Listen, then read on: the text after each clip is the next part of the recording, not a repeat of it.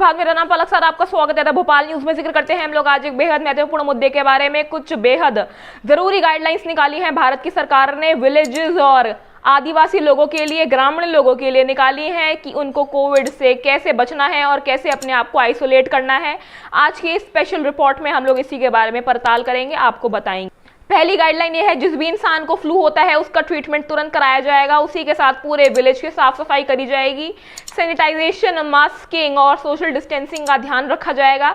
SMS के सारे rules का इम्प्लीमेंटेशन होगा गांव में। अगर किसी भी इंसान को दर्द होता है या कोविड होता है, किसी भी प्रकार की दिक्कत आती है उसके शरीर में, तो CHO उसका ध्यान रखेगा और फटाफट उनका ट्रीटमेंट कराया जाएगा। अगर किसी भी गांव के इंसान को COVID-19 हो जाता है तो उसको आइसोलेट करा जाएगा। अगर उसके घर में आइसोलेट होने की जगह नहीं है तो डॉक्टर ने एक कोविड सेंटर बनाया है जहां पर उन्होंने 30 बेड्स का इंतजाम करा हुआ है।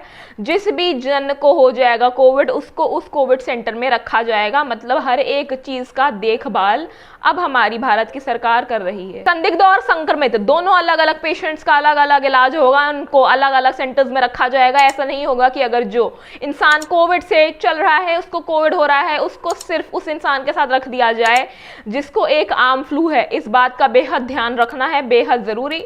अगर एक इंसान को कोविड है तो उसको कोविड वार्ड में ही रखा जाएगा। अगर किसी इंसान को सिर्फ आम फ्लू है या फिर उसको सांस लेने की दिक्कत हो रही है तो इस बात की कोशिश करी जाएगी कि उसको होम आइसोलेशन करके ही उसका उधर ही इलाज हो जाए और वो वहां से ही ठीक हो जाए। ऐसा ना हो जो इंसान थोड़ा बहुत फीवर हो रहा है और एक इंसान को कोविड है, उन दोनों को एक साथ रख दिया जाए तो उसका परिणाम ये हो कि दोनों को कोविड हो जाए और कोविड के कारण दोनों की समस्या और गंभीर हो जाए। दो और बेहद जरूरी चीजें सामने खुलकर आई हैं। पहली चीज ये है, जो भी इंसान होम क्वारंटीन होता है उसको सारी इंपॉर्टेंट चीजें दी जाएंगी। उसको सैनिटाइजर दिया जाएगा, उसको मेडिसिन दी जाएंगी, उसको ऑक्सीजन मिलेगा। जो भी चीजें उसको नीड होगी कोविड के उस चरण में उसको दी जाएंगी, उसको प्रोवाइड करी जाएंगी। उसी के साथ अगर कोई भी गांव में डॉक्टर है या फिर कोई भी टीचर है, उसको सारी कोविड की इंपॉर्टेंट इंफॉर्मेशन प्रोवाइड करी जाएगी सो दैट वो लोगों को बता पाएं, वो कोविड की जो भी दिक्कतें हैं छोटी मोटी या बड़ी से बड़ी उसको समझ पाएं और लोग जब उन पे आए प्रश्न करने तब वो उसका उत्तर दे पाए, उसका सही जवाब दे पाए। ऐसा ना हो किसी को कोविड है और उसको दवाई दी जा रही है बुखार की।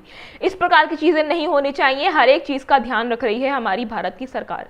दो और बेहद जरूरी चीजें हैं, वो कुछ इस प्रकार है, जिस भी इंसान को ऑक्सीजन की किल्लत होती है उसको ऑक्सीजन दिया जाए। किसी भी इंसान की मृत्यु ना हो ऑक्सीजन की शॉर्टेज के कारण। दूसरी चीज ये है, जो भी लोग आ रहे हैं गाँव में दूसरे शहरों से या फिर दूसरे राज्यों से, या फिर जो भी मजदूर लोग हैं, जो गरीब लोग हैं, जो किसान लोग हैं, उनके लिए एक अलग कोविड वार्ड बनाया जाए जिससे कि वो अगर कोविड से इन्फेक्टेड हैं तो वो गांव में आकर और कोविड ना फैलाएं। उनको उसी वार्ड में रखा जाए। जो मजदूर लोग हैं, गरीब लोग हैं, जिनके पास खाने का पैसा नहीं है, किसी भी चीज की पैसा नहीं या रिसोर्सेज नहीं है उनके पास, उनके लिए कोविड वार्ड बनाया जाए। गवर्नमेंट पंचायत ने ये डिसीजन करा है। पंचायत के मेंबर्स को इस बात का बोला गया है कि आप फटाफट लोगों को गांव के वैक्सीनेशन लगवाएं। वैक्सीनेशन का जो डर है किसान और हर एक मजदूर के जहन में, उसको बाहर निकाल के फेंकना है। वैक्सीन लगाना बहुत जरूरी है। वैक्सीन आपको प्रोटेक्ट करती है और COVID-19 जैसे डेडली वायरस को आपसे दूर भगाती है। जो भी डर है आपका वैक्सीन का वो गलत है। बाहर कंट्रीज में हर एक इंसान आज नो वैक्सीनेशन डे और no mask day, no corona day इसलिए बना पा रहा है क्योंकि उन्होंने वैक्सीनेशन लगाई। वैक्सीनेशन लगाने के कारण आज वो इतने फ्री है कि वो बिना मास्क लगाए घूम पा रहे हैं, आजाद हैं और अपनी नॉर्मल लाइफ जी पा रहे हैं। अगर आप भी चाहते हैं भारत में ऐसा हो तो आप वैक्सीनेशन जरूर लगवाएं। वैक्सीनेशन ही एक ऐसा मात्र समाधान है कि आप अपने आप को कोरोना से फ्री कर सकते हैं और पहली जैसी जिंदगी जो 2 साल पहले थी वो जी सकते हैं। इसी के साथ पलक सर आपसे अलविदा लेना चाहूंगी। कहना चाहूंगी आप जरूर हमारे चैनल को सब्सक्राइब करें, हमारे साथ बने रहे द भोपाल न्यूज़ में, और मैं आपसे अलविदा मांगना चाहूंगी। धन्यवाद।